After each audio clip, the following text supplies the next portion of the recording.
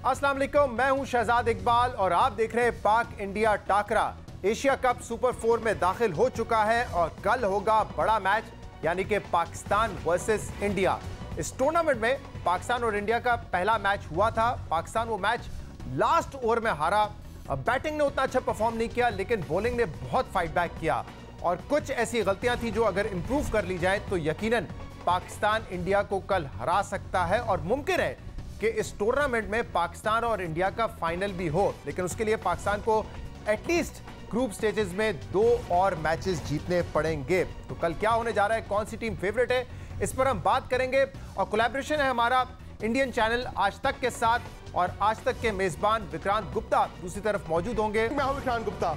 तो भारत और पाकिस्तान का बड़ा मुकाबला, हमेशा की तरह सुपरहिट मुकाबला, और आज तक पर आपको एक खास कार्यक्रम का हिस्सा बनने का मौका मिल रहा है, क्योंकि हमेशा की तरह इस बड़े मुकाबले पर न सिर्फ आज तक का स्टूडियो बल्कि हम आपको सीधा पाकिस्तान भी लेकर चलते हैं जियो के स्टूडियो में। मैं आपको बता दूं कि हमारे स्टूडियो में मदन जी हैं, सनी भाई हैं, सुनील गावस्कर जी हैं, हरभजन सिंह भी हैं, और मजे की बात यह है कि कुछ बड़े दिग्गज इस वक्त शाहजाद भाई के साथ भी हैं जियो न्यूज के स्टूडियो इस्लामाबाद से। जी विक्रांत, बहुत शुक्रिया। इस्लामाबाद से कराची आ चुका हूं ताकि हमारा जो पैनल है वो हमारे साथ बैठा हो, गुफ्तगू का मजा ज्यादा आएगा इस तरीके से। इंजमामुल हक हमारे साथ हैं, सिकंदर बख्त भी हमारे साथ मौजूद हैं और कुछ ही लम्हों में हमें आकिब जावेद भी ज्वाइन करेंगे। तो जैसे आपके साथ एक शानदार पैनल है, यहाँ पर भी हमने एक तगड़ा पैनल बिठाया है कि जो मुकाबला हो रहा है पाकिस्तान इंडिया का, उससे पहले जरा बातचीत तो हम कम से कम जीत जाए। बातचीत के मुकाबले में तो कम से कम स्टार्ट करें जीतना। तो वैसे विक्रांत, टू स्टार्ट ऑफ, पहला जो मुकाबला था, ये टीम आप है, शुरुआत भी आप कीजिए। जी, मैंने कहा ये काफी अरसे बाद था मैच एशिया कप का, जहां पाकिस्तान इंडिया के मैच की जो हाइप होती है, मैच भी उतना ही ज्यादा इंटरेस्टिंग था, क्योंकि 2007 ऑनवर्ड्स हमने देखा है कि जितने भी मैच हुए पाकिस्तान इंडिया के वो बड़े ही वन साइडेड हुए, चाहे इंडिया जीता हो या पाकिस्तान जीता हो। तो इंजी भाई से मैं जरा शुरू करता हूं। इंजी भाई, उस मैच में पाकिस्तान का स्कोर लो था, टेल एंडर्स ने 147 तक पहुंचाया, लेकिन बड़ा कंपेटिटिव मैच रहा क्योंकि बॉलर्स ने बड़ी अच्छी फाइट दी। अब आप क्या देखते हैं, कल जो हांगकांग को हमने 155 रन से हराया है, पाकिस्तान का जो कॉन्फिडेंस है ज्यादा बेहतर होगा फर्स्ट मैच के मुकाबले में? जी बिल्कुल, मेरा यही ख्याल है कि जी पाकिस्तान ने जिस तरह की कल विक्ट्री मिली है, ठीक है कि हांगकांग थी सामने, लेकिन जिस टाइम जीत मिलती है या कोई परफॉर्मेंस देते हैं तो उसको कॉन्फिडेंस मिलता है और ज़रूर मिलेगा। और स्पेशली अगर इंडिया और पाकिस्तान के पहले मैच की बात की जाए तो वहाँ भी मुकाबला बड़ा क्लोज था, क्योंकि जी आखिरी ओवर तक चला, तो बड़ा अच्छा हुआ कि जी बहुत अच्छी क्रिकेट देखने को मिली। स्पेशली दोनों तरफ से ना बॉलिंग बड़ी देखने में अच्छी मिली कि इंडिया ने पहले अपने उसमें बॉलिंग बड़ी ज़बरदस्त की, पाकिस्तान ने सेकंड हाफ में बॉलिंग बड़ी ज़बरदस्त की। तो विकेट भी थोड़ा सा उस तरह का नहीं नज़र आ रहा था शारजा का, जिस तरह का T20 में होना चाहिए, या दुबई का पिच उस तरह का नहीं है ऐसे UAE की पिचेस का कि जो T20 में होना चाहिए। अब लेकिन सारे प्लेयर्स भी सेटल हो गए हैं और थोड़ा सा पिच भी मेरे ख्याल में सेटल हुई है। अब जो मैचेस हैं वो हाई स्कोरिंग भी देखने को मिलेंगे और दोनों टीम बेहतर परफॉर्मेंस करते हुए नज़र आएगी। तो मुकाबला बराबर का था, ठीक है कि जी फतह इंडिया को मिली, लेकिन मेरे ख्याल में दोनों टीमें क्रिकेट बहुत अच्छा खेली। जी विक्रांत, तो हार्दिक पांड्या चाहिए कि जी क्लोज मुकाबला था। हालांकि एक स्टेज पर ऐसा लग रहा था कि पाकिस्तान के पास बोर्ड पर रन्स नहीं है, लेकिन उन्होंने गेंदबाजी अच्छी की। अच्छा, हांगकांग को भारत ने भी हराया, हांगकांग को पाकिस्तान ने भी हराया, लेकिन आप इस मुकाबले को कैसे देखते हैं? पहले आपने कहा था इंडिया फेवरेट, अब आप दोनों को बराबर मानते हैं या भारत आगे? देखिए, जब भी भारत और पाकिस्तान के बीच में मैच होती है तो दोनों बराबर के होते हैं, और जैसे जैसे मैच चलती जाती है तो उसमें एडवांटेज एक बार पाकिस्तान के साथ होता है, कभी कभी इंडिया के साथ होता है, और जो टीम अपना टेम्परामेंट अच्छी तरह से रखती है वो आगे जाकर जीतती है। और वैसा ही जो पहली मैच हुई थी पिछले रविवार को, तो वहां पे वैसा हुआ कि भारतीय टीम ने अपनी टेम्परामेंट अच्छी रखी, इसलिए वो मैच आखिरी ओवर में जीत सके। पर देखिए, 150 दोनों टीमों के पास अच्छे गेंदबाज है, इसका मतलब है कि 150 रन आप बनाएंगे ना तो आप फाइटिंग मैच बना सकते हैं, और बिल्कुल वैसा ही हुआ। अब पाकिस्तान के गेंदबाजों ने बड़ी अच्छी गेंदबाजी की और इसी की वजह से वो इतनी अच्छी फाइट दे सके। अगर पाकिस्तान के बल्लेबाज, दिग्गज बल्लेबाज जैसे कि बाबर आजम, वो पिछले मैच में उन्होंने रन नहीं बनाए, पर इस मैच में अगर उन्होंने रन बनाए तो फिर आप 170-180 का स्कोर देख सकते हैं। शहजाद जी, 2 फेलियर हो गए बाबर आजम के लगातार, 2 हांगकांग के खिलाफ भी, इंडिया के खिलाफ भी। अब कहते हैं ना लॉ ऑफ एवरेजेस भी हो सकता है। 2 फेलियर के बाद एक बड़ी पारी आ रही है, लेकिन ये भी होता है कि जब 2 पारियों में रन नहीं होते तो बल्लेबाज ये नहीं कहता कि लॉ ऑफ एवरेजेस में बड़ी पारी आ जाएगी। बल्लेबाज यही कहता है यार आज रन आएंगे कि नहीं आएंगे। मेरे ख्याल से बाबर आजम ने जिस तरीके से परफॉर्म किया है पिछले 2-3 साल में, कोई डाउट उनके जहन में होगा नहीं कि 2 मैच के फेलियर के बाद वो उनका कॉन्फिडेंस डाउन हो जाए। मुझे लगता है कि अच्छा है जो लीग मैचेस थे वहां पे फेल हो गए, तो अब जो बड़े मैचेस हैं वहां पे उनकी कामयाबी के चांसेस ज्यादा बन जाएंगे। लेकिन क्योंकि एक डिबेट विक्रांत बहुत ज्यादा पाकिस्तान में हो रही है, मैं चाहूंगा पहले उस पर हरभजन सिंह से बात कर लें, क्योंकि हरभजन सिंह का एक स्टेटमेंट था कि बाबर आजम की सक्सेस के पीछे रिजवान का बड़ा क्रूशल किरदार है। तो भजी जरा बताइए, एक डिबेट यहाँ पर है कि रिजवान और बाबर की जो ओपनिंग पार्टनरशिप है बहुत सॉलिड है, लेकिन एक तनकीद ये होती है कि उनका जो स्ट्राइक रेट है वो शायद कम होता है। शुरू के 10 ओवर में पाकिस्तान ने इंडिया के अगेंस्ट 64 बनाए, हांगकांग के अगेंस्ट 68 बनाए, और फिर एंड में मिडिल ऑर्डर ने, लोअर ऑर्डर ने ज्यादा स्कोर किया। आप कैसे देखते हैं इसको? कोई स्ट्रैटेजी चेंज करने की जरूरत है या जैसे खेल रहे हैं वैसे ही खेलते रहे? क्योंकि कल मैंने देखा मैन ऑफ द मैच होने के बावजूद वसीम अकरम ने थोड़ी क्रिटिसाइज किया रिजवान को कि उनको और तेज खेलना चाहिए था, और अगर आउट हो जाते तो नीचे वाले कम से कम आके तेज खेलते।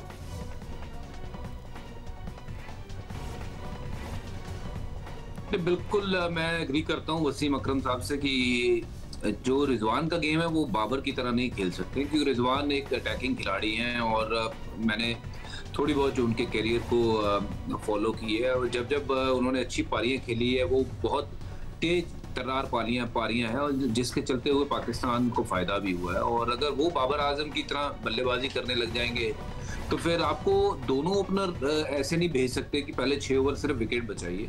आई थिंक T20 एक ऐसा फॉर्मेट है जिसमें रिजवान जैसे खिलाड़ी जो है वो गेम को आगे तक लेके चलते हैं कि सामने से अटैक करके, जैसे वीरेंद्र सहवाग की बात करें या फिर आज के दौर की अगर बात करें तो फिर रोहित शर्मा वैसे खिलाड़ी हैं, ये डेविड वार्नर ऐसे खिलाड़ी हैं, उसी शैली में मैं इनको भी गिनता हूँ। रिजवान के पास वो गेम है, वो ये अटैकिंग प्लेयर है, बट अगर ये स्लो खेलना शुरू कर देगा तो निश्चित तौर पे अपनी टीम को वो पहले से ही दबाव में डाल देगा। उस दिन तो देखिए मिडिल ऑर्डर ने आके लग गए, रन बन गए, लंबे छक्के लगे, क्योंकि हांगकांग के पास वो गेंदबाजी नहीं है या फिर वो जो कहते हैं ना बॉलिंग का लहजा नहीं है वैसा जैसे बाकी टीमों के पास है।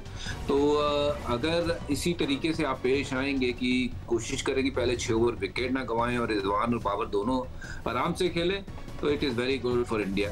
आप खेलिए 6 ओवर पहले और उसमें 20-25 रन बनाइए, फिर मैं देखता हूँ कि मिडिल में आप युजवेंद्र चहल को या फिर उनके साथ अक्षर पटेल को कैसे रन बनाओगे। लेकिन ये दिक्कत भज्जू के भारत के लिए नहीं है, इंडिया के लिए नहीं है, क्योंकि आप भी अपने दोनों मैचेस उठा के देखें, रोहित शर्मा और KL राहुल भी फंसे दिखे। अच्छा, दोनों टीमों की अगर आप पारियां देखें, टोटल 4 पारियां, पता नहीं क्या बात है, पावर प्ले में दबे ऐसा लगा जैसे ये फेलियर से बचने की कोशिश कर रहे हैं।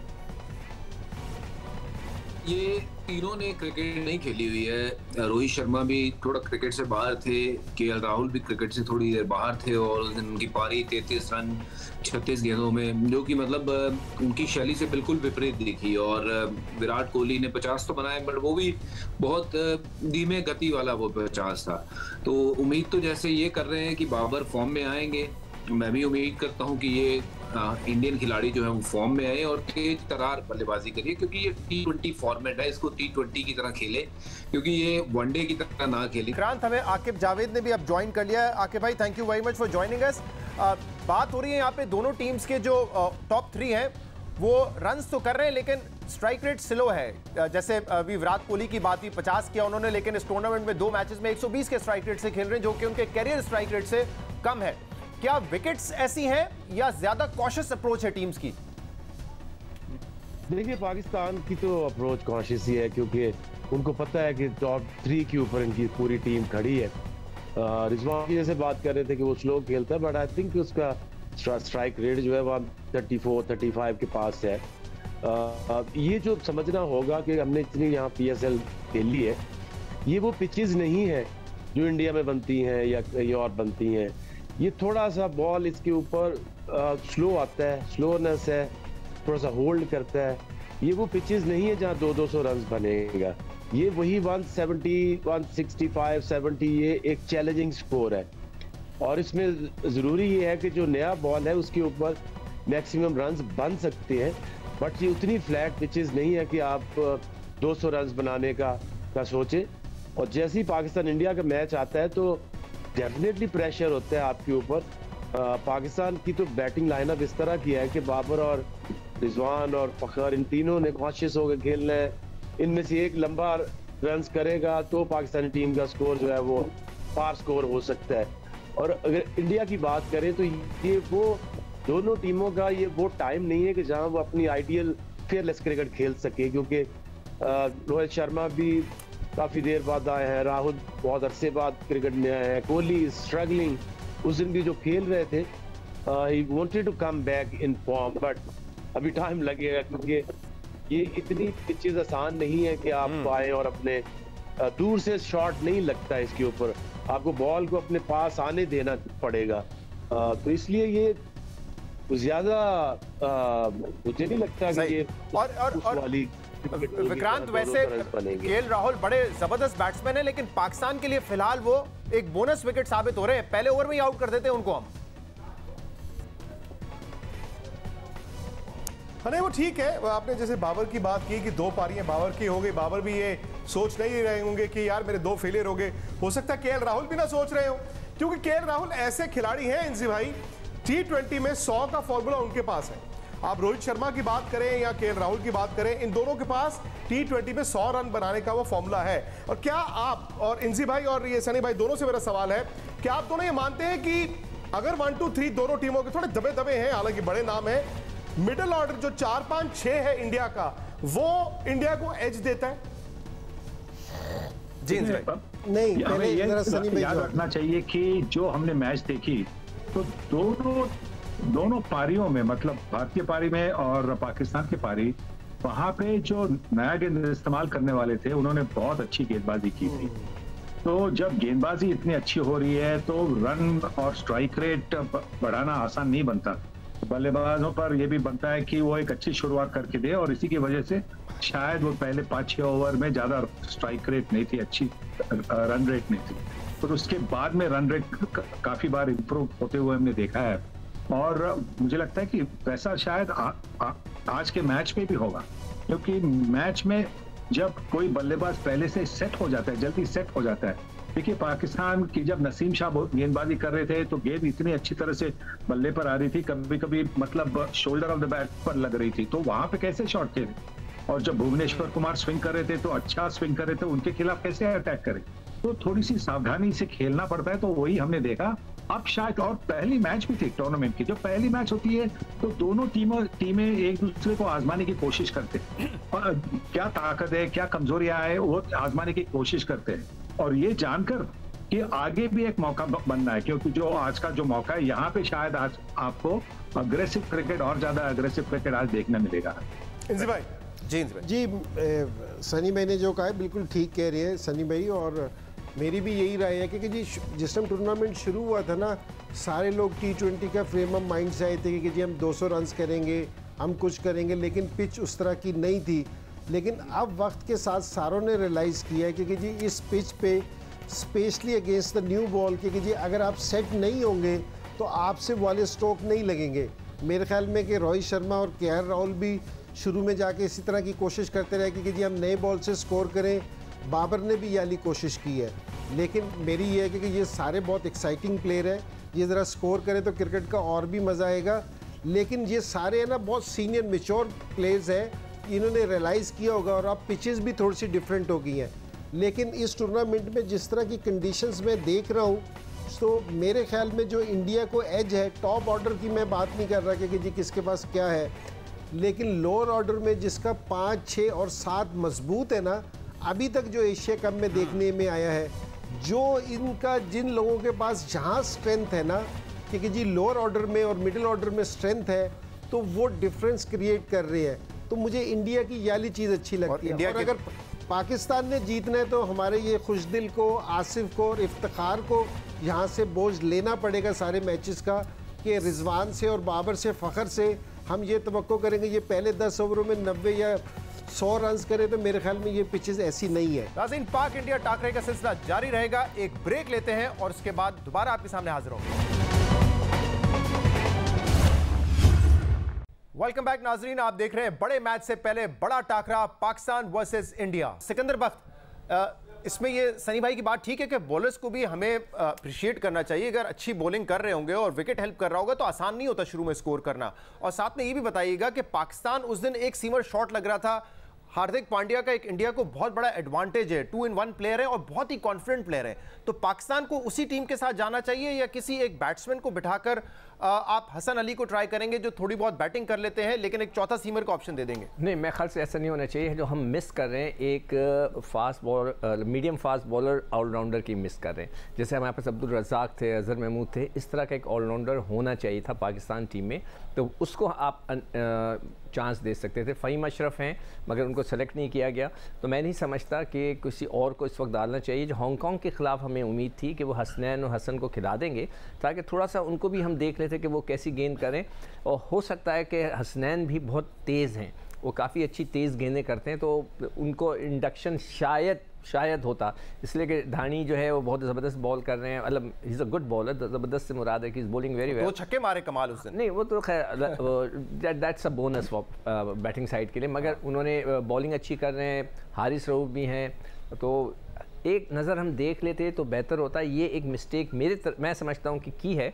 कल अगर खुदा ना करे अगर कोई बॉलर को फिर से क्रैम्प पड़ता है तो 2 दिन बाद दोबारा मैच है, तो हमने उन बॉलर्स को एक प्रैक्टिस मैच नहीं दिया, तो ये ज़रूर होना चाहिए था। और जैसे सनी कह रहे हैं अगर बॉलर्स अपनी लाइन और लेंथ पे गेंद करें तो मैं इंडिया को अप्रिशिएट करता हूँ कि उनके बॉलर्स ने बड़ी अच्छी प्लानिंग के साथ रिजवान को फांस कर रखा हुआ था।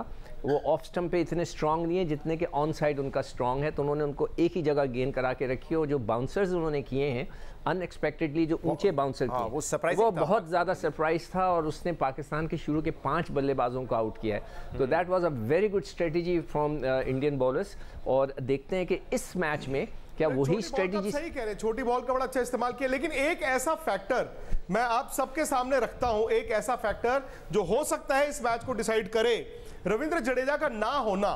रविंद्र जडेजा का ना होना भज्जू, और क्योंकि रविंद्र जडेजा को आपने दिनेश कार्तिक को खिलाना था, तो दिनेश कार्तिक को खिलाने के लिए आपको ऋषभ पंत को ड्रॉप करना था। आप जानते हैं कि पाकिस्तान के पास लेफ्ट आर्म स्पिनर है, राइट आर्म लेग स्पिनर है, लेकिन इनके पास एक ऑप्शन थी जडेजा को 4 नंबर पर बैटिंग कराने की। अब चूंकि रविंद्र जडेजा नहीं है तो क्या इससे भारत का बैलेंस थोड़ा बिगड़ता है? क्या आपको ऋषभ पंत को खिलाना होगा? ऋषभ पंत अंदर आते हैं तो कौन बाहर जाता है? आप इस जलेबी को कैसे देखते हैं? देखिए, रविंद्र जडेजा एक बहुत इंपॉर्टेंट खिलाड़ी है। उनकी जो देखिए मैं कहूँगा कि शैली इतनी बढ़ गई है पिछले कुछ सालों में कि उनको रिप्लेस करना थोड़ा सा मुश्किल है। वैसा ही आपको दूसरा बॉलर मिल जाना वो भी बड़ा मुश्किल है। अक्षर पटेल हालांकि जब खेले उन्होंने बहुत अच्छा भी किया है, पर आई स्टिल फील कि अभी बहुत समय है। रविंद्र जडेजा बने हैं इतने सालों के बाद, उन्होंने अपना वो छाप छोड़नी करी है शुरू, और अब अक्षर पटेल वहां पे आए हैं, वो कितना वो रोल अदा कर सकते हैं वी डोंट नो। बट ये बात सही है कि यहाँ पे टीम को सोचना होगा कि सीधा या तो अक्षर पटेल को अंदर लाया जाए या फिर आप एक स्पिनर प्रॉपर आर अश्विन के तौर पे उनको खिलाया जाए, जो बॉलिंग भी करते हैं और साथ में पीछे रह के थोड़ी बहुत बल्लेबाजी कर लेते हैं। बट हाँ, अगर आपको साथ में मिडिल ऑर्डर में लेफ्ट हैंडर बैट्समैन चाहिए तो वो एक विकल्प जो है वो अक्षर पटेल के रूप में आप देख तो सकते हैं, बट वो कितने सफल होंगे ये मैं नहीं कह सकता हूँ, क्योंकि जो एक्सपीरियंस रविंद्र जडेजा का है उनको आप किसी भी ऑर्डर पे खिला दीजिए वो सक्सेसफुल हो सकते हैं। बट अक्षर Patel is still very new, to send him in the up the order will be a mistake, I think. नहीं तो मदन जी, क्या ऐसा हो सकता है कि जैसे आप अक्षर पटेल की बजाय सपोज कीजिए अश्विन को खिला लें और उधर दिनेश कार्तिक को ड्रॉप करके ऋषभ पंत को खिला लें, आप 1 पंत 2 काज हो सकते हैं ये? नहीं देखिए, आपको एक खब्बा बैट्समैन तो चाहिए पहले 5 में। नहीं देखिए, ये तो टीम मैनेजमेंट डिसाइड करती है, भी कैप्टन डिसाइड कर भी कौन सा प्लेयर जो वहाँ पे शूट करेगा, बट डेफिनेटली मैं समझता हूँ कि ऋषभ पंत को खिला सकती है। और एक और इंडियन टीम के पास विकल्प है जो कि दीपक हुड्डा, क्योंकि वो भी आके बीच में गेंद कर लेता है और बैटिंग बहुत अच्छी करता है। वो उस नंबर पे मैं समझता हूँ कि हो सकता है कि मिडिल ऑर्डर में जो और ज़्यादा आपको स्ट्रेंथ मिल सकती है। अक्षर पटेल का मेरे को इतना ज़्यादा बैटिंग का उसने रन बनाए हैं, बट बॉलिंग 8-9 नंबर नंबर पे रन, 8 नंबर पे पहले 5 में रन। हाँ, वो थोड़ा सा डाउटफुल सा लग रहा है। बाकी अक्षर Patel bowling definitely he can manage because mainly he is a bowler then a batsman. तो ये एक इंडियन टीम के जो मैनेजमेंट के पास एक बचीदा क्वेश्चन जरूर है। मेरे को लगता है कि कहीं ना कहीं जाकर दीपक हुडा को शायद ये खिला दे, नॉट अश्विन। आकिब भाई, आप क्या हैरान हैं इस बात को देखकर कि भारतीय स्पिनर्स ने विकेटें नहीं ली हैं? हालांकि 2 मैच हैं, सैंपल साइज छोटा है, लेकिन हांगकांग का मैच तो हांगकांग का है, मैच हल्का कोई नहीं होता। अब पाकिस्तान ने कल हांगकांग को जिस तरह से गेंद किया, नवाज ने भी और शादाब ने 4 विकेट। क्या हैरान है कि भारतीय स्पिनर्स को विकेटें नहीं मिली हैं, या फिर ये सामने वाली टीमों की रणनीति है कि यार इनको विकेटें ना दो, रन आए ना आए? देखिए, जो एसोसिएट क्रिकेट मैंने भी यूएई में 4-5 साल गुजारे, इन सबको मैंने नोट किया है। ये इनकी प्रॉब्लम 2 ही है। अगर आप तेज बॉलर है आपके पास तो फिर उससे ये घबराते हैं, और दूसरा स्पिनर्स जो वो भी स्पेशली जो रिच स्पिनर्स, क्योंकि इनको उतना एक्सपोजर नहीं होता कि रीड कैसे करनी है, गुगली, फ्लिपर, लेग स्पिन, इसमें से डिफरेंशिएट कैसे करना है। अगर आप इंडियन बॉलर्स देखें तो जडेजा इज नॉट बॉलर उस टाइप का कि जिसको रीड करना को मुश्किल हो। Is a very experience bowler, but ऐसा नहीं है कि वो बहुत ज्यादा उसमें टर्न है या उसमें कोई ड्रिफ्ट कोई ज्यादा है। नॉर्मल बॉलर है, अपनी अक्ल से, समझ से वो मैनेज करते हैं। चाहल को विकेटें जरूर लेनी चाहिए थी क्योंकि लेगी है, एक्सपीरियंस है, बट एक चीज मैं आपको बताऊं कि ये एक काम तो ये है कि एक लेफ्टी ऋषभ पंत का इंडियन टीम में होना ये पाकिस्तानी बॉलिंग के लिए एक चैलेंज पैदा कर सकता है, क्योंकि देखिए दोनों ही एक लेग स्पिनर है, एक लेफ्ट आर्मर है। तो अगर आपके पास एक लेफ्ट हैंडेड ऋषभ पंत की तरह का बैट्समैन हो मिडिल में, तो वो काफी इफेक्टिव हो सकता है। अच्छा, इसमें आकिब जावेद साहब एक और सवाल मैं आपसे पूछना चाह रहा था। पाकिस्तान की उस दिन फास्ट बॉलिंग आउटस्टैंडिंग थी, क्रैम्प्स पड़ गए, शायद और बेहतर परफॉर्म कर देते और मैच शायद जीत जाते हम। लेकिन एक चीज हमने देखा कि उस मैच में यॉर्कर्स नहीं करवा रहे थे, और हारिस रऊफ जो कि स्पेशलिस्ट हैं डेथ ओवर्स में, इसकी क्या वजह है? विकेट ऐसा था जिसमें वो गुड लेंथ ट्राई कर रहे थे, या कोई और वजह है उसकी? देखिए, ये थोड़ा सा अगर आप आउटफील्ड बहुत लश ग्रीन है, और पिच भी जो है वो टिपिकल यूएई वाली पिचेस नहीं है कि जहां बॉल रफ हो जाए और रिवर्स होना शुरू हो जाए। उसमें बॉल बना ही नहीं है। जब बॉल रिवर्स बनता नहीं है तो जो यॉर्कर्स है उसमें कॉन्फिडेंस बॉलर का कम हो जाता है। और जहां ये सारी उनकी, मुझे लगता है कि हम भी ये सोच रहे थे कि इस पिच के ऊपर आपका जो good length and short of a length जो बॉल है वो मैनेज करना बैट्समैन के लिए ज्यादा मुश्किल है। ये एक वजह हो सकती है, बट आई थिंक जैसे अभी मैचेस हो रहे हैं और होंगे तो ये पिचेस रिवर्स की तरफ या थोड़ी सी और स्पिन की तरफ ये लेटर ऑन जा सकती है। सुनील गावस्कर साहब, विराट कोहली शहजाद, ये देखिए। जी विक्रांत। अच्छा, जी आप चलिए। मैं विराट कोहली के हवाले से ये पूछना चाह रहा था कि हम काफी पाकिस्तान में भी डिबेट होती रहती है कि जो उनका एक फॉर्म तो नहीं कह सकते, he is an extraordinary player, क्या वो कमबैक कर सकते हैं वो फॉर्म में, या आपको लगता है he has entered the Twilight period of his career? जिस तरह से उन्होंने हांगकांग के खिलाफ बल्लेबाजी की, जिस तरह से उन्होंने पारी को संभाला था पाकिस्तान के खिलाफ, जो 35 रन बनाए थे, तो ये 2 पारियों के साथ उनका कॉन्फिडेंस तो मुझे लगता है कि बढ़ गया होगा, और आगे जाकर उनसे बहुत सारे रन्स की अपेक्षाएं हैं। सिर्फ मेरी नहीं, पर सारे भारतवर्ष की अपेक्षाएं कि वो आगे जाकर बहुत सारे रन बनाएंगे। देखिए, काबिलियत के बारे में तो कोई, और फिटनेस के बारे में कोई दो राय नहीं उनकी काबिलियत और फिटनेस के बारे में। जब अभी पिछले 2 सालों में जब उनके रन नहीं बन रहे थे, वो पहली गलती कर रहे थे, उसी में आउट हो रहे थे। अब पाकिस्तान के खिलाफ जो उन्होंने रन बनाए, 35 रन ही बनाए, पर वहां पे उनको थोड़ी सी नसीब थोड़ा सा भी साथ था। जो 0 पर थे, दूसरे बॉल पर कैच होना था, उसके बाद में भी काफी इनसाइड एजेस जो थे वो स्टंप के नजदीक से गए। तो जब नसीब आपके साथ होता है तो आपके रन भी बनते हैं। तो काबिलियत के साथ साथ आपके पास नसीब होना जरूरी है, और अगर वो कोहली के साथ होता है तो फिर वो रन बनाएंगे। मेरी तो उम्मीद है कि वो और बहुत सारा स्कोर करे, बहुत रन बनाए अपने कैरियर में, बस पाकिस्तान के सामने ना बनाए परसों। शादाब ने भी यही कहा था। नहीं, लेकिन अब सवाल यह है ना कि ये तो चलो सुपर 4 शुरू हो गया, आज इंडिया पाकिस्तान का मुकाबला है, उसके बाद अफगानिस्तान भी है, श्रीलंका भी है।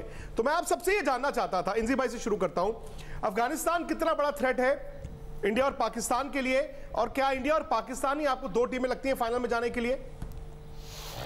देखिए विक्रांत, ये बिल्कुल अफगानिस्तान थ्रेट है, बिल्कुल। वो सिर्फ इसलिए कह रहा हूँ, सनी भाई बोल रहे हैं, सॉरी नहीं सनी भाई प्लीज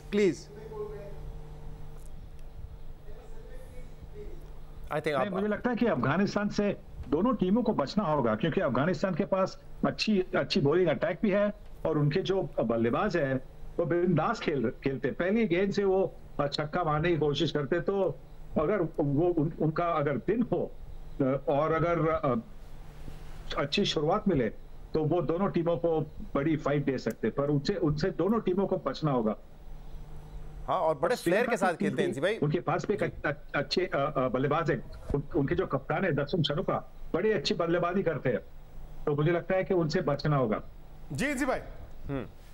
नहीं, देखिए हम जहाँ अभी सारी हमारी बात कर रहे हैं कि जी जो अभी तक एशिया कप देखने में आया है कि स्पिनर्स है ना कि जी मेन रोल अदा कर रहे हैं कि जी वो बीच में आके डैमेज करते हैं। तो मुझे ऐसा लग रहा है कि जो सारों से अच्छे स्पिनर हैं ना वो अफगानिस्तान के पास हैं, क्योंकि जी तीनों जो उनके स्पिनर्स हैं बहुत एक्सपीरियंस हैं, बहुत लीग वगैरह खेलते हैं, उनको T20 का बहुत ज़्यादा एक्सपीरियंस है। और ये अफगानिस्तान की टीम अगर किसी शोबे में किसी फॉर्मेट में अच्छी है ना क्रिकेट के, वो T20 में है, और ये इसी कंडीशन में खेलती रही है। ये थोड़ा सा ज़रा सारी टीमों के जहन में होगा, क्योंकि मैं इनकी कोचिंग भी करता रहा हूँ कि इनकी सारी जितनी भी प्रैक्टिस है ना वो सारी शारजा में और दुबई के ग्राउंडों में हुई है, कि इनके कैंप शैम्प सारे यहीं लगते थे। इनको यहाँ का बड़ा ज़्यादा बेहतर आइडिया है, तो ये किसी भी टीम के लिए थ्रेट हो सकती हैं। और इनके पास सिर्फ कोई टैलेंट की कमी नहीं है, कोई बैटिंग की इनकी कमी नहीं है, इनके पास सिर्फ एक चीज़ की कमी है, क्योंकि ये ज़्यादा क्रिकेट नहीं खेले हुए, इनको ज़रा मैच फिनिश करने नहीं आते। अगर आप लास्ट वर्ल्ड कप में भी देखें तो इन्होंने ये बहुत क्लोज चले गए थे सारी टीमों के पास, लेकिन बिल्कुल फिनिश नहीं कर सके थे। वो इनके पास एक कमी मैं देखने में है, और सोर्सेज की कमी नहीं है इनके पास, सिर्फ इस चीज़ की कमी है, वो उस टाइम तक दूर नहीं होगी जब तक ये मुख्तलिफ टीमों से रेगुलर बेसिस पे मैचेस नहीं खेलेंगे, तो ये इनकी कमी रहेगी। अदरवाइज इनके पास मटेरियल सारा है, ये किसी भी टीम को किसी भी जगह पे डैमेज कर सकते हैं। नहीं, और टैलेंट भी बहुत है, और जैसे सनी भाई ने कहा कि उनका गेम देखने में बड़ा मजा आता है, बड़े फ्लेयर के साथ खेलते हैं, चाहे बॉलिंग हो या बैटिंग हो, और मुझे ज़ाती तौर पे उनकी जो गेम है बड़ी पसंद आई है। और अगर विक्रांत, अगर अफगानिस्तान पाकिस्तान को हरा देता है, we know who to blame. ये इंजमाम उल हक हेड कोच रह चुके हैं, तो इस वक्त जो आप देख रहे हैं उनके जो स्किल्स डेवलप हुए उसमें इनका बड़ा किरदार है। तो अगर पाकिस्तान को हराया तो फिर we know who to blame for that. नहीं है, और पार्शियल ब्लेम आप इंडिया को भी करें, क्योंकि इनका होम ग्राउंड यहाँ पे था, इनका अफगानिस्तान का कई साल होम ग्राउंड इंडिया में है। जी सिख भाई, क्या वीकनेस है इंडिया की जो एक्सप्लॉइट करने की जरूरत है? टीमें तो है ही है, इसमें कोई शक नहीं है दूर तक। जी नहीं, लेकिन मैं वही सवाल भज्जू से भी करना चाहता था कि क्या इंडिया पाकिस्तान 2 बड़ी टीमें हैं, बट दोनों टीमें क्योंकि उस रंग में नहीं दिखी हैं, अफगानिस्तान किसी भी दिन किसी को आके अपसेट कर सकता है। जी हाँ, मुझे तो देखिए, मैं बाकी सबसे अलग जाऊंगा। मुझे लगता है कि जो मेरी गट फीलिंग कहती है, इस पूरी अभी तक जितनी क्रिकेट हुई है एशिया कप में, कोई बेहतर क्रिकेट जिसने खेली है वो अफगानिस्तान ने खेली है। I think their spinners are phenomenal, और निडर बल्लेबाजी की है उन्होंने। श्रीलंका के सामने 100 रन का लक्ष्य था, वो 10 ही ओवरों में चेज कर दिया। वो दबंग बल्लेबाजी करी, उन्होंने दिखाया कि T20 कैसे खेला जाता है। I feel Afghanistan will have a great chance to qualify in the finals, not in the semifinal, I am saying. और पहली टीम तो कौन जाएगी फाइनल में ये नहीं मैं कह सकता हूँ, बट मुझे लगता है कि अफगानिस्तान जरूर वहां पे प्रवेश पाएगी। और ये अब मुकाबला रह जाएगा बाकी इंडिया, पाकिस्तान और श्रीलंका, या फिर बाकी हांगकांग, कि ये 4 टीमों में से कौन जाएगा। और उसमें से भी अगर 2 हम माइनस कर दें तो इंडिया पाकिस्तान, हम देखना तो जरूर चाहते हैं कि इंडिया पाकिस्तान स्ट्रॉन्ग साइड है, but Afghanistan can damage any of the team, क्योंकि knowing them they are not scared from anyone. उनके पास इतना तजुर्बा नहीं है जो एनसी भाई ने कहा है, पर उनके पास दिल बहुत बड़ा है। आई थिंक वो यहाँ पे खेलने आए हैं, जीतने आए हैं, और रशीद खान की किस्मत बड़ी अच्छी भी चल रही है। अभी अभी जिस टीम में गए हैं वो टीम जीतती भी है। तो मुझे तो लगता है कि अफगानिस्तान जो है वो फाइनल तक जाएगी। दूसरी टीम मैं उम्मीद करता हूँ इंडिया हो वहाँ। मैं जरा यही क्वेश्चन सिकंदर बख्श से भी करना चाहूंगा। बल्कि हम सोच रहे थे कि पहला लीग का मुकाबला चलो सुपर 4 इजी, सुपर 4 ज्यादा मुश्किल हो गया आपके लिए, बल्कि दोनों के लिए। जी सिकंदर बख्श, देखें अफगानिस्तान से सबसे पहले तो श्रीलंका खेलेगा, उसके बाद हम खेलेंगे। हमने वहाँ पर फैसला करना है कि हम अफगानिस्तान को कैसे हैंडल करते हैं। अफगानिस्तान वाकई मेरी भी फेवरेट टीम है और बहुत अच्छा खेल रही है और दोनों के लिए प्रॉब्लम क्रिएट कर सकती है। मगर ये कि उनका वही बात जो इंजी ने बोली, उनका जो एक्सपीरियंस है वो इतना नहीं है जो मैच फिनिशिंग वाला है, मगर उन्होंने कुछ मैच तो बहुत ही अच्छे फिनिश किए। तो it will be very very interesting कि फाइनल में कौन क्वालिफाई करता है। और जैसे मैंने कहा मेरी भी फेवरेट टीम है अफगानिस्तान, और वहाँ की पिचेस और उनकी कंडीशन से वो बहुत ज़्यादा उनकी आदत उनकी बनी हुई है। तो ऐसी टीम है जिससे हमें बहुत ज़्यादा मोहतात होकर खेलना है। वो हरभजन सिंह ने एम्पायर की उंगली उठा दी है, कुछ कहना चाह रहे हैं शायद। जी जी देखिए मैं इसलिए कह रहा हूँ अफगानिस्तान क्योंकि वो निडर है। They have nothing to lose, they have everything to gain. क्योंकि इंडिया पाकिस्तान प्रेशर में खेलेंगी क्योंकि बड़ी टीम है, और जब दो पहलवान लड़ते हैं तो प्रेशर हमेशा उस पर होता है जिसका बहुत नाम होता है। जिसको पता है कि उसके पास खोने के लिए कुछ नहीं है, सब कुछ पाने के लिए ही है, तो फिर वो तो दबंग तरीके से क्रिकेट खेलेगी। वो अफगानिस्तान है और उनकी अभी तक की देखिए रन रेट सबसे बढ़िया है और वो दबंग अंदाज से क्रिकेट खेल रहे हैं। तो आई फील कि they have a strong chance to get into the final. Program में शामिल करेंगे एक ब्रेक और इसके बाद पाक इंडिया टाकरे का सिलसिला जारी रहेगा। Welcome back. पाकिस्तान इंडिया का कल बड़ा मुकाबला है, उससे पहले यहां पर बातचीत हो रही है कि कौन सी टीम फेवरेट है। हमारे साथ इंजमामुल हक, सिकंदर बख्श और आकिब जावेद मौजूद हैं, जबकि विक्रांत गुप्ता के साथ इंडिया में सुनील गावस्कर, हरभजन सिंह और मदन लाल मौजूद हैं। मैं इंजी भाई से जानना चाहता था सूर्य कुमार यादव की बैटिंग को वो कैसे देखते हैं? जी इंजी भाई, क्योंकि आउटस्टैंडिंग प्लेयर है इंटरनेशनल क्रिकेट में, आई थिंक T20 में नंबर 2 पर है इस वक्त, और ग्राउंड के चारों तरफ खेलते हैं। जैसे लगता है कि नए एबी डिविलियर्स बन सकते हैं। आई मीन उस तक पहुंचने के लिए बड़ा टाइम लगेगा, बट बहुत टैलेंट है उनमें। इंजी भाई जी जी, इसमें कोई शक नहीं कि बड़ा ज़बरदस्त है। उसका स्ट्राइक रेट बताते हैं कि जी 175 का उसका स्ट्राइक रेट है। ठीक है जी, बहुत ज़बरदस्त प्लेयर है, ग्राउंड के चारों तरफ शॉट्स खेलता है। और सारों से अच्छी चीज़ उसकी ये है कि जी वो दोनों फास्ट बॉलर और स्पिनर्स को इक्वली गुड है। तो ये बड़ा ज़रूरी, दो चीज़ें ना बैट्समैन में होना बड़ा ज़रूरी है कि जी वो स्पिनर और फास्ट बॉलर्स के दोनों के ख़िलाफ़ अच्छा खेलता हो और ग्राउंड्स के चारों तरफ स्ट्रोक्स खेलता हो। तो इसमें ये वाली चीज़ें हैं और बड़ा ये दिलेर है क्योंकि जिस तरह की आजकल की रिक्वायरमेंट है T20 की, ये उस तरह की क्रिकेट खेलता है क्योंकि जी आके जिस तरह ये अटैक करता है, इसको सेट होने के लिए ज़्यादा टाइम नहीं चाहिए होता क्योंकि ये आते ही अपने स्ट्रोक्स खेलता है। तो ये अच्छा है क्योंकि जी इस तरह के प्लेयर को खेलता हुआ देख के अच्छा है। बड़ा ज़बरदस्त टैलेंट है और मेरे ख्याल में अगर इसको एक्सपीरियंस मिलेगा तो ये और भी बेहतर शक्ल इख्तियार कर सकता है। अच्छा आकिब जावेद साहब, जब भी पाकिस्तान इंडिया का मैच होता है तो हमेशा ये कहा जाता है इंडिया की बैटिंग और पाकिस्तान की बॉलिंग का ये मुकाबला है। क्या इस मरतबे भी आप ऐसे देखते हैं? और स्पिनर शादाब खान की तारीफ करना बनता है, बड़ा अच्छा इस वक्त वो परफॉर्म कर रहे हैं और 4 ऐसे बॉलर्स हैं पाकिस्तान के पास जो कि 90 माइल से ज़्यादा पर की स्पीड पर बॉल करा सकते हैं। तो ये कहाँ से पाकिस्तान के पास ये एक अरसे से हम देखते हैं कि एक इंजर्ड होता है, दूसरा बॉलर आ जाता है जो कि उतना ही इफेक्टिव होता है एटलीस्ट पेस वाइज। देखिए ये तो एक जो फास्ट बॉलिंग है ये एक नेचुरल टैलेंट होता है। क्योंकि पाकिस्तान में अगर आप देखें तो जो बेल्ट है पंजाब की, उसके आगे जो KP की है वो पठान है सारे। तो फास्ट बॉलिंग के लिए आपको एक तो हाइट चाहिए, दूसरी आपके अंदर नेचुरल स्किल्स होती हैं, लिम्स की कोऑर्डिनेशन, बट थोड़ी सी जान चाहिए। तो काफ़ी जानदार लोग हैं ये पूरे पंजाब से लेके आगे तक KP तक, तो उसमें बहुत ज़्यादा फास्ट बॉलिंग की ऑप्शंस हैं। अभी हमारे भी पास हाई परफॉर्मेंस सेंटर है, उसमें कुछ 10 के करीब ऐसे बॉलर हैं कि जो 140 प्लस बॉलिंग करते हैं। हमारी हमेशा से प्रॉब्लम रही है एक सॉलिड बैटिंग लाइनअप, क्योंकि एक तो थोड़ी सिलेक्शन ठीक नहीं हुई। अगर आप इस टीम के अंदर शुएब मलिक को और शान मसूद को रखें तो आपको लगेगा कि टेक्निकली आपके पास 5 ऐसे बैट्समैन हैं जिनका मुकाबला फिर आप इंडियन बैटर से कर सकते हैं। और दूसरा जो सबसे एडवांटेज इंडिया को है वो पांड्या का है, और क्योंकि ऐसा ऑलराउंडर पाकिस्तान के पास नहीं है। वो उसी तरह के इफेक्टिव प्लेयर हैं जिस तरह के रज़ाक हुआ करते थे।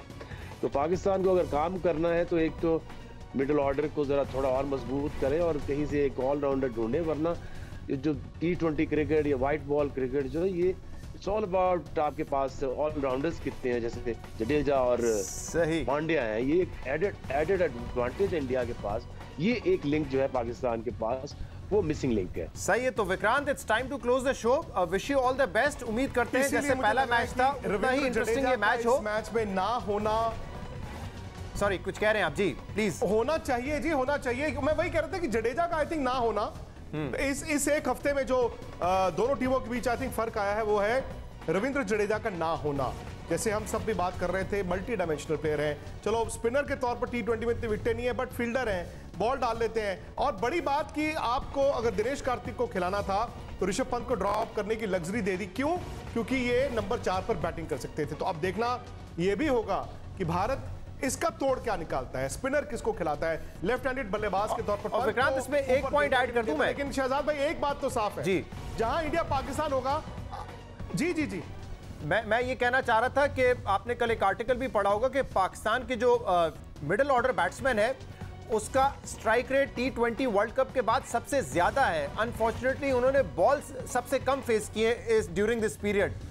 तो अगर उनको ज्यादा मौका मिलेगा, ये इंडिया के लिए भी एक सरप्राइज हो सकता है। आसिफ अली, खुशदिल शाह, इफ्तिखार के सामने आपने ज्यादा नहीं खेला और ऑब्वियसली वो उतने एस्टैब्लिश एक्सपीरियंस नहीं है जितना इंडिया का मिडिल ऑर्डर है, but this could be a surprise as well.